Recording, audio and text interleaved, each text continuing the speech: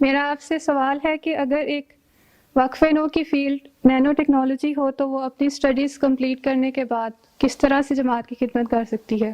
دیکھو جی، Nano technology تو ایک علم ہے نا، اور نینو ٹیکنالوجی جو ہے وہ آج کل میڈیسن میں بھی استعمال ہو رہی ہے اور بھی بہت سارے شعبوں میں استعمال ہو رہی ہے، ریسرچ میں اس میں ہو رہا ہے کام، ٹھیک ہے نا۔ نینو ٹیکنالوجی یہی ہے نا، ایک چھوٹے سے مائنیوٹیسٹ پارٹیکل کے اوپر تم بہت سارے کام لے سکتے ہو، جس طرح تم کمپیوٹر میں چھوٹی سی چیز پہ بہت ساری چیزیں ڈال لیتے ہو۔ جماعت کا ایک مقصد انسانیت کی خدمت ہے نا۔ جی بس ہے۔ پھر تو جب اس کا فائدہ یہ ہوگا کہ اس سے انسانیت کی خدمت ہوتی ہے۔ ایک ڈاکٹر بنتا ہے وقف نو ہے، اس کو کہہ دیا جاتا ہے کہ تم ڈاکٹر بن جاؤ اور ابھی جماعت کا اسپتال میں جگہ نہیں، تم گورنمنٹ کے اسپتال میں کام کرو، تو اس کا جماعت کو کیا فائدہ ہوتا ہے؟ انسانیت کو فائدہ ہوتا ہے نا۔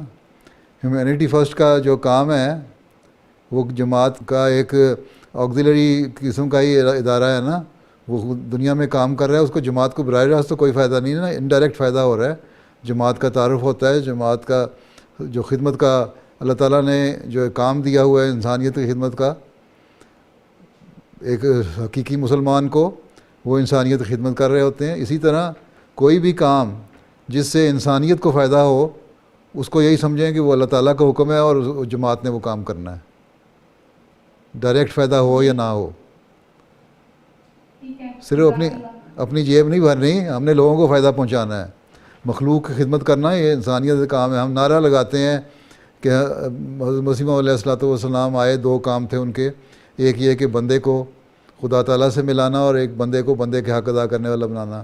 اب یہ تو نہیں لکھا ہوا کہ بندہ صرف احمدی مسلمان کا حق ادا کرے گا یا پھر اس کے بعد پھر مسلمان کا حق ادا کرے گا اور ہندو کا نہیں کرے گا اور عیسائی کا نہیں کرے گا اور یہودی کا نہیں کرے گا اور بدھسٹ کا نہیں کرے گا یا لا مذہب کا نہیں کرے گا۔ ہر ایک انسان کی خدمت کرنا کام ہے، اور یہی جماعت کا کام ہے اور یہی جماعت کا فائدہ ہے۔ اسی سے تعارف ہوتا ہے، پھر لوگ پوچھتے ہیں کہ اچھا بھائی تم کیوں خدمت کر رہے ہو، بتاؤ بھائی ہمارا مذہب یہ کہتا ہے۔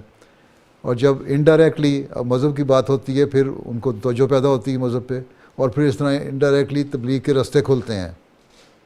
تو جماعت کو فائدہ، الٹیمیٹلی جماعت کو فائدہ ہوتا ہے، لیکن اگر براہ راست نہ بھی فائدہ ہو تو انسانیت کی خدمت کا جو جذبہ ہے وہ اللہ تعالیٰ کا حکم ہے کہ انسانوں کی خدمت کرو، وہ ہم نے کرنا ہے اللہ تعالیٰ کو راضی کرنے کے لیے۔